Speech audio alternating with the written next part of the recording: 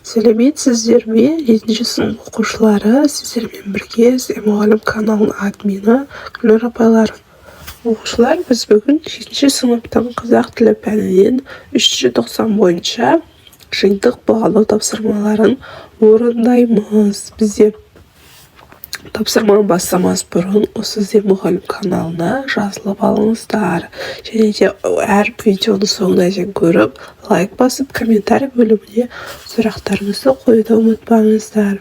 Бұл біз үшін өте маңызды. Тапсырманы бастаймыз. Бізде тапсырма 3 бөлімнен тұрады: оқылым, жазылым және тыңдалым. Бірінші тапсырма бізде оқылым бөлімі. Мәтін беріледі. Бірінші мәтін. А мәтіні. Достығымыз әлемге әйгілі Қазақстан көпұлтты республика екенін бұрыннан белгілі. Кеңестік дәуірде КСР-дағы жалғыз интернационалды ел атанғанымыз тегін емес. Ежелеп бауырмал қайырымды қазақ халқы тағы да тәлкегіне ұшырап, әлемнің әрбір ұшынан келген ұлттарды жатсынбай, оларды туған туыстарындай жақсы көрді дейді. Достар, осы видеоның осы мәтінді соңына дейін мұқият оқып шығасыздар. Осы мәтінде келесі сұрақтар беріледі. Сұрақты оқимыз. Дүние жүзінде қандай ел жоқ дейді. Бізде достығы үлгі болатын. Вот жауабы дұрыс. Екінші сұрақ. Ұлт қауымдастығы туралы айтылған абзацты белгілеңіз. Вот жауабы дұрыс. Екінші абзацта берілген. Үшінші сұрақ. Қазақстан көпұлттық қауымдастардың дамуына ерекше ықпал ететін ел. Сіз осы тұжырыммен келісесіз бе? Келісу келіспейтіндігін 4 бөліп сөйлеумен арқылы жеткізіңіз дейді. Елімізде қауымға айнала бастаған ұлт диаспоралары бар. Олардың ішіне адал еңбектерінің арқасында кәсіппен шұғылданып байып жатқан отбасылары көп. Олардың ұлттық салт-дәстүрлерін сақтап, өз діндерін ұстанып, бір шаңырақ астында тату-тәтті өмір сүріп жатқан халық тек Қазақстанда ғана тұрып жатыр. Келесі мәтіні. Кең байтақ еліміз Қазақстанда 150-120-дан астам ұлт өкілдері тұрып жатыр. Әрине, бұл деген қазақ халқының ұлылығынан, кеңдігінен, кеңпейілінен басқа ұлт өкілдерінен тұрып жатқан жайы бар. Қазақ осы айтатұғын желгесір, о айын халық емес ол кесір. Қазақ осы аңғал-саңғал жабусыз, қазақ осы ағыл тегіл көл көсір. Қазақ осы дала дейтін, күн дейтін, қазақ осы өнер алды тіл дейтін. Қазақ осы қарасың ба, ақсың ба, қоңырсың ба, жатырқауды білмейтін деп, Қадыр Мырзалиев ағамыз жырлағандай, ұлы қазақ таласында басқа ұлт өкілдері бір шаңырақтың астында татулықты, сыйластықта өмір сүріп жатыр. Сонымен қатар олардың әрқайсысы қайталанбас діни және материалдық мәдениеті, тарихы, салт-дәстүрі бар. Осы мәтіннің соңына дейін мұқият оқып шығасыздар. Келесі сұрақтар осыған байланысты. Бірінші сұрақ. Өлең үзіндісінде халқының ұлылығын, кеңдігін, кеңпейілдігін қалай көрсеткен? Ол мына жолдарды көрсеткен. Қазақ осы ағыл тегіл көл көсір. Яғни С жауабы дұрыс. Қазақстан халық ассамблеясын атқарған жұмыстары туралы ақпараттар қай абзацта берілген? Соңғы 4-5 абзацта берілген. Үшінші сұрақ. Қазақстан көпұлтты ел болғандықтан экономикасы жақсарып, халық саны өсіп, түнгі ұйқылары тыныш болуда. Сіз осы тұжырыммен келісесіз бе дейді. Келісу келіспейтіндігін сөйлем арқылы жеткізіңіз.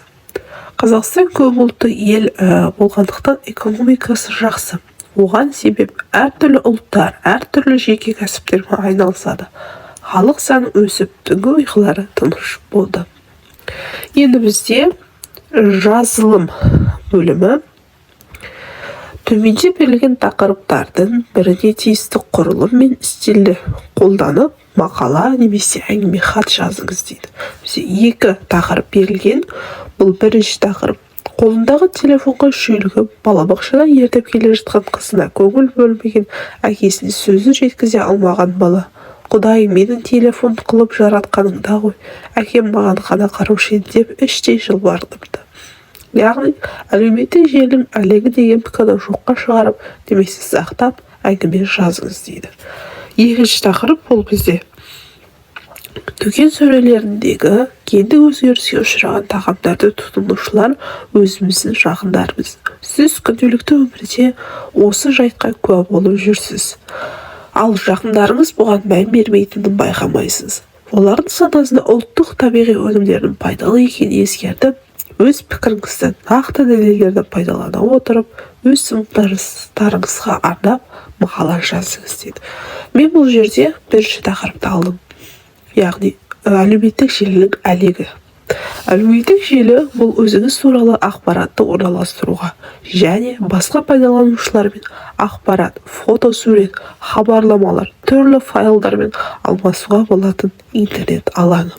Ең танымал әлеуметтік желілерге мыналар жатады: Instagram, Facebook, ВКонтакте, Twitter, TikTok, WhatsApp.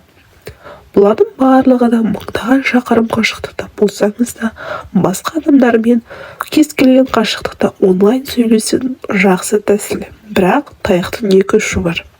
Әлеуметтік желілердің кемшіліктері де бар. Мысалы, компьютердің немесе телефонның алдында ұзақ уақыт отыру көру қабілетін нашарлатуы мүмкін. Сондықтан уақытылы демалу керек, көзге жаттығу жасау керек. Сонымен қатар әлеуметтік желі арқылы байланыс жасаған адамдар бір-бірімен бетпе-бет қарым-қатынаста алшақтай бастайды. Кейде интернет жаман, жағымсыз нәрселерді үйретеді. Енді әлеуметтік желінің жағымсыз жақтары: көп уақыт жұмсау, әлеуметтік қарым-қатынас дағдыларын жоғалту. Яғни нағыз қарым-қатынасты өзгерту әлеуметтік қарым-қатынас дағдыларын жоғалтуға әкеледі. Қорыта айтар болсақ, ғаламтор желісі мен әлеуметтік желілер 21 ғасырдың адамдардың ең үлкен жетістігі болып табылады. Бірақ ғаламтор желісінің пайдасы да, зияны да бар. Алайда әлеуметтік желіні дұрыс жағынан немесе бұрыс жағынан қолдану әрбір адамның өзіне байланысты. Бізде жазылым бөлімі аяқталды, енді тыңдалым мен айтылым. Осы мәтіндер берілген дейді. Проблемалық сұрақтарға тыңдалған мәтіннен деректер келтіре отырып, дәлелді жауап беріңіз. Екіншісі, өз жұмыңызды мұқият тыңдауға тырысыңыз дейді. Бұл жерде барлығы да ауызша болады. Яғни мәтіндерді оқып, өзіңіздің қасыңызда отырған жұмыңызбен сұрақтарды талдайсыздар дейді. Бірінші мәтін, екінші мәтін, үшінші мәтін. Осылар достар, біздің осымен 8 сыныпқа арналған тапсырмаларымыз аяқталды. Соңына дейін назар қойып тыңдағандарыңызға көптен көп рахмет. Алдағы сабақтарыңызға сәттілік, сау болыңыздар.